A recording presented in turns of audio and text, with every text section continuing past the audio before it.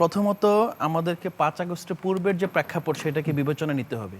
হ্যাঁ, আমরা যে ফেসিবাদী সময়ে শুধুমাত্র আপনার শিবিরের জন্য না, একটা সময় তো ছাত্রদলের রাজনীতিও কঠিন করে দিয়েছিল।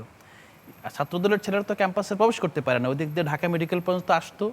এক সময় আপনার শহীদ মিনার একটা বড় আড্ডা হতো, শহীদ মিনার দোকানপাটও ভেঙে আরও দূরে তাড়িয়ে দিয়েছে। সবসময় দেখেছে যে ক্যাম্পাসের আশেপাশে আপনার ছাত্র সংগঠনগুলোর কোনো অস্তিত্ব ছিল না।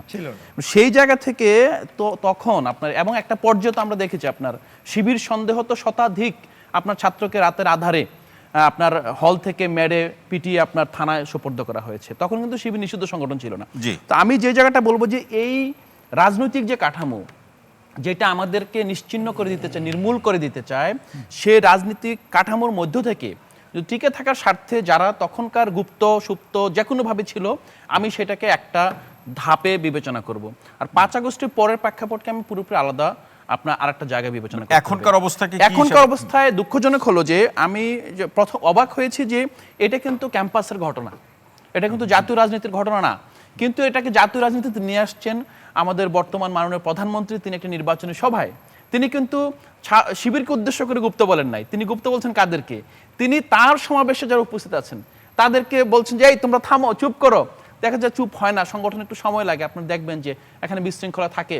তখন উনি নিজে একটু মানে ট্রল করে কিংবা হিউমার করে বলছে গুপ্ত গুপ্ত কাকে বলছে? উনি কিন্তু ছাত্র দলকে বলছে, উনি তো শিবিরকে বলছে না। উনি বলছে, উনি বুঝাতে চাচ্ছেন যে তোমরা যারা আছো, তোমরা যদি আমার কথা না শুনো, তুমি কিন্তু আমার দলভুক্ত নও, তুমি অন্য দলের এজেন্ডা বাস্তবায়ন করতে এখানে আসছো। তো আমাদেরকে বুঝতে হবে আস্থার যে সংকট তৈরি হয়েছে গুপ্ত সুপ্তটার মাধ্যমে। এই প্রসঙ্গ ধরে তিনি গুপ্ত বলেছেন, এটা একটু কেমন শোনায় না? না না না, এটা তো আমি যেটা বললাম, সেটা এক ধরনের দলীয় প্রধান বক্তৃতা দিচ্ছেন, না শুনলে বিশৃঙ্খলা তৈরি করলে সেটা দলের সাংগঠনিক কাঠামো ঘটনা বললো তো বলেন না তিনি? না, তিনি বলেছেন, কিন্তু তার দলের বা ছাত্র দলের নেতাকর্মীদেরকে উদ্দেশ্য করে বলেছেন। কাকে বলেছেন? ওনার সামনে কারা? আমার সামনে তো আমার সংগঠনের নেতাকর্মীরা। যখন তাদের মধ্যে কেউ যেমন ধরেন আপনার বিএনপির ৮০ জনের উপরে যারা বিদ্রোহী প্রার্থী হয়েছে, হ্যাঁ, বিএনপি দল থেকে মনোনয়ন না পেয়ে নিজেরা স্বতন্ত্র নির্বাচন করেছেন, আপনি কি বলবেন তারা গুপ্ত? বলতে পারবেন। কখন বলতে পারবেন? যদি মনে হয় যে না, তুমি তো দলের শৃঙ্খলা মানো না, সো তুমি দলের অন্য দলের এজেন্ডা বাস্তবায়ন করছো, তুমি আমার প্রার্থীকে ফেল করার জন্য নির্বাচন করছো। তাদেরকে তো অবশ্য করে দেওয়া হয়েছে।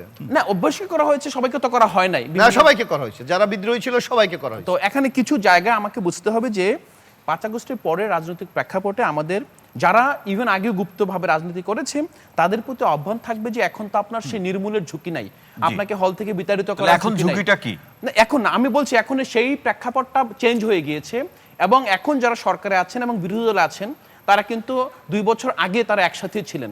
তখন কিন্তু কেউ কাউ বলে না তুমি কার এজেন্ডা বাস্তবায়ন করতে আসছো, হ্যাঁ তুমি কোন দলের পক্ষভুক্ত। তারা একসাথে ছিল। এই জায়গাটা আমাদেরকে আগের জায়গায় ফিরে আসতে হবে, যে আমরা ২ বছর আগে যে অবস্থা ছিলাম এখন যাতে অবস্থাটা এমন সিচুয়েশন না তৈরি করি